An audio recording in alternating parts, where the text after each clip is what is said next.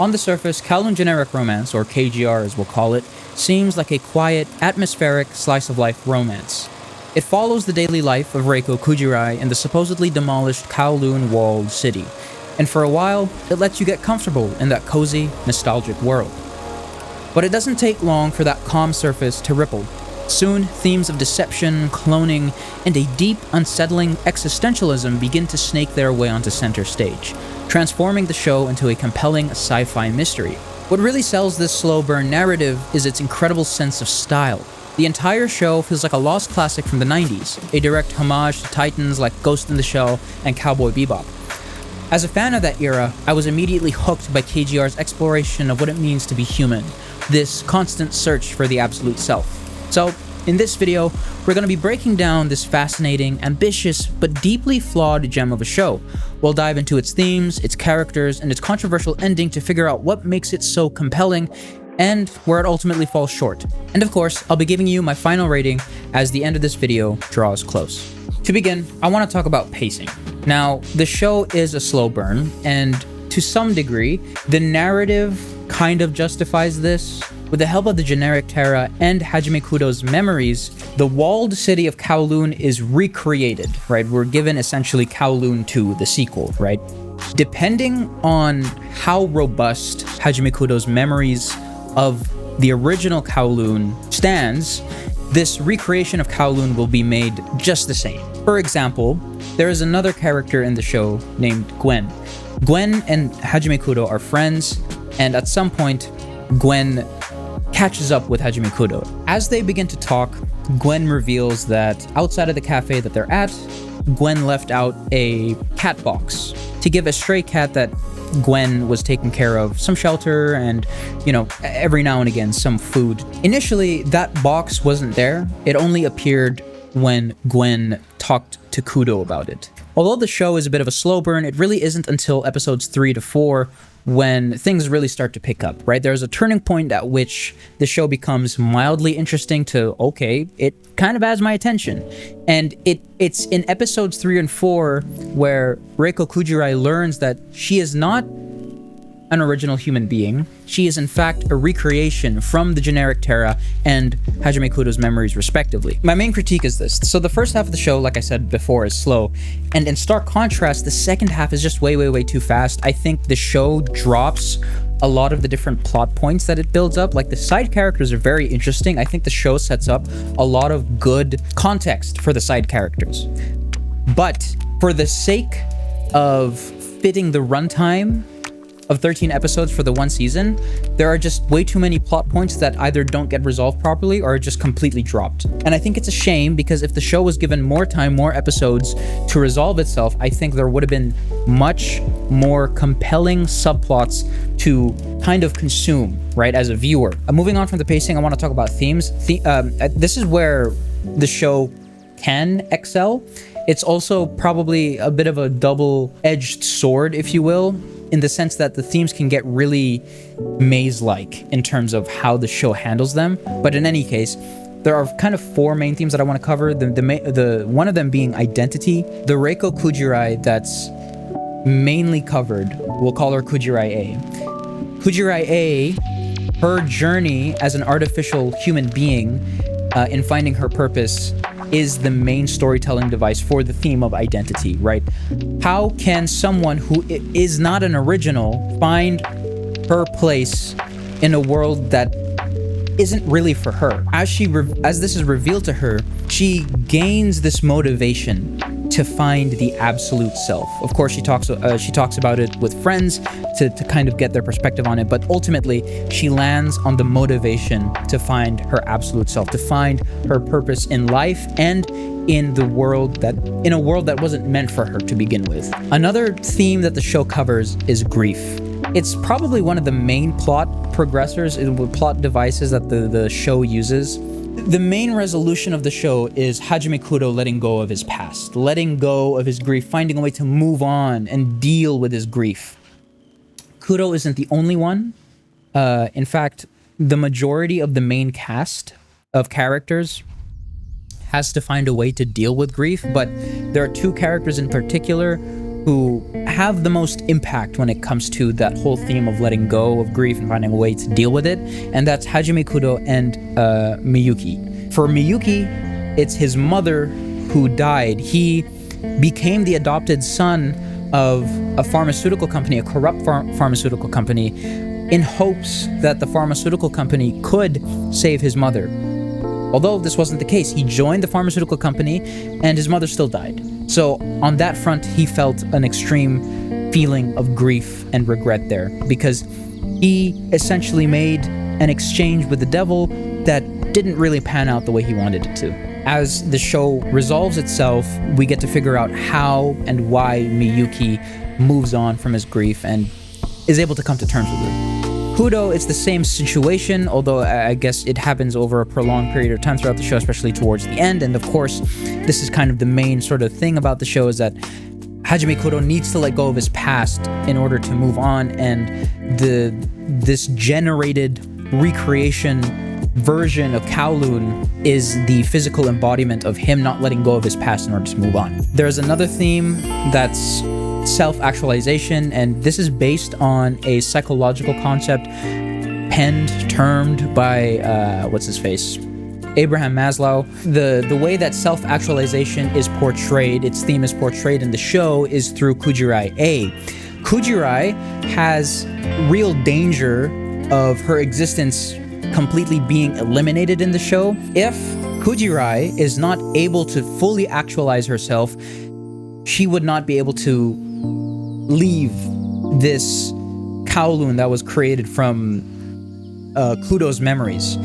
And it's only through her ability of self-actualization that in the end Kujirai is able to survive the destruction of the second Kowloon from Kudo's memories. Because once she is able to self-actualize, this quote-unquote fake Kujirai is able to self-actualize and become her own individual and her own person, she is no longer tethered to Hajime Kudo's perception. She, for all intents and purposes, doesn't survive through science, but through choosing her own will to exist as her own person and not through the perception of someone else, or other people for that matter.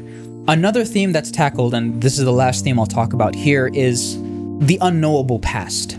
Not everything has a solid answer, and we as humans, as individuals, need to be okay with that. One example in the show was Kujirai B's death. We don't know why she killed herself, or even if she killed herself, but the fact of the matter is Kujirai B, the original Kujirai, is dead. And although it doesn't have an answer, the main idea there is that Hajime Kudo needs to move on, because the reality of it all is that she's dead. And even if Hajime Kudo gets the answers to her death, will he be content in life? Probably not. That's kind of the main idea of the theme of like the ambiguous nature of life here, is that we just need to find ways to move on, cope with things, and be okay with it. Moving on from themes, we have character development. Now, there are two characters who I think were developed the best in the show. That's Reiko Kujirai and Hajime Kudo. So Reiko Kujirai, I think, serves the audience as an anchor in the show, because there are lots of questions in the show that kind of don't really, again, get answered, right? We're learning things alongside Reiko Kujirai. And more so than anything else, Kujirai A has the most complete and the most developed character arc, going from this person who was simply just a clone, a recreation of someone from someone's memories, to becoming a full-fledged individual who, although she shares similar looks to an original person, she is a completely different individual that the other person who has arguably the second best, I would say, character development in the show is Hajime Kudo. I say the second best, but he's a very far second from Reiko Kujirai. Hajime Kudo's development arc is, I think, rushed. Most of his development is loaded into that second half.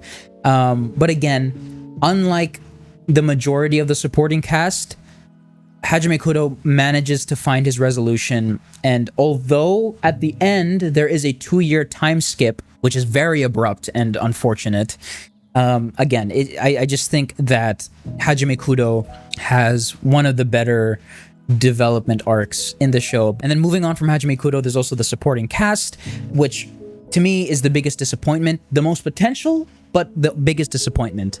They had this weight to them initially. The show built some really good mysteries behind these characters and subplots that were behind these characters. But unfortunately, you know, Yulong, Miyuki, Yaomei, their arcs, some of them are resolved. So I think Yaomei and Miyuki's arcs are resolved, but they just don't feel satisfying. Yulong, on the other hand, his role was simply just relinquished to becoming this character that provides exposition to the viewer, all in the name of completing that 13 episode run, which I think is just very unfortunate. Moving on from character development, I want to move to animation and art direction. I think easily one of the highlights, the highlight of the show, is the art style. It just nails that 90s aesthetic. I love the way it looks. It's very reminiscent of the, you know, those older animes that I alluded to a while ago, Ghost in the Shell, Akira, Cowboy Bebop, and it does a really good job of calling back to that era of anime. Character designs are also really well made, especially for the main set of characters. It's distinct, it's diverse. You have someone like Gwen, who is broad, relatively well built, and then you have, on the other end of that spectrum, you have someone like Xiaohei, who's more narrow, lean, and then you also have, you know, Hajime Kudo, who's like a good in-between of Gwen and Xiaohei. And then of course you also have the background characters, which, you know, as per any anime, they're really just quite bland. You could argue that there is a bit of a narrative reason as to why they're so, no pun intended, generic, right? But I wouldn't read too much into that just because of how much it's done in anime. And then moving on, there's also animation quality. The animation quality is serviceable. It's definitely not a highlight, not like Freerun or Solo Leveling. It's not as flashy. It serves its purpose. It's fine. For the most part, it is consistent, but again, towards the end, the show's animation quality kind of falters. From animation and art direction, I want to talk about sound design. Overall, the soundscape is fine. Much like the animation, it's serviceable. There's nothing too much to talk about here. It's really not standout. The opening song is not, I don't like it. It's fine. Again, it serves its purpose. I just don't really care for it. But the other side of that coin, of the sound design coin, I think voice acting is definitely, you know, a highlight. I watched it in the Japanese dub and the voice acting is great. Moving on from sound design, I want to talk about world building and the plot. Now, this is where it gets a little bit heavy because the logic is just, you know, the world is a maze. It is a complete web of logic loopholes. The main thing here is that the world of KGR, the Kowloon that's created by the generic Terra and Hajime Kudo's memories, it's not open normally to like original humans. The only way original humans can see Kudo's world is if they have the prerequisite emotion of extreme regret and grief. Kudo sort of acts as the admin of this memory world, so to speak. He also has the ability to update the world based on the information he has as far as his memories are concerned of Kowloon and other people's impact. So going back to the example of the cat box, it wasn't there originally, but as soon as Gwen told him, the cat box appeared. Based on Hajime Kudo and how he perceives the world around him and how he understands Kowloon in general, and also based on his mental state, that will determine the shape and the stability of this recreated Kowloon. Moving on from the world building and the plot, which can get really, you know, confusing when you dive into it, I want to talk about some of the twists that happen in the show. It's not revealed immediately that Kudo is the source of the world of KGR. It really isn't until much later into the show that we get to realize it, and it's not until Yulong really just drives it home. Another twist was that Kujirai A is an anomaly. Although the world of KGR was created from Hajime Kudo's memories, Kujirai A was also supposed to be created from his memories. But for some reason, she managed to have her own individuality and she managed to reach a level of self-actualization that allowed her to become a real human being and not just a recreation and not just a clone of someone. Again, another twist was Kujirai B's death, which was supposedly an overdose, but more likely, I think it was just a corporate cover-up. In the end, again, talking about the logic, as far as cohesion is concerned for the whole show, The logic is not bulletproof. It's certainly not the most robust thing in the world, but it is a fun puzzle to play around with in your head if you like doing that kind of thing.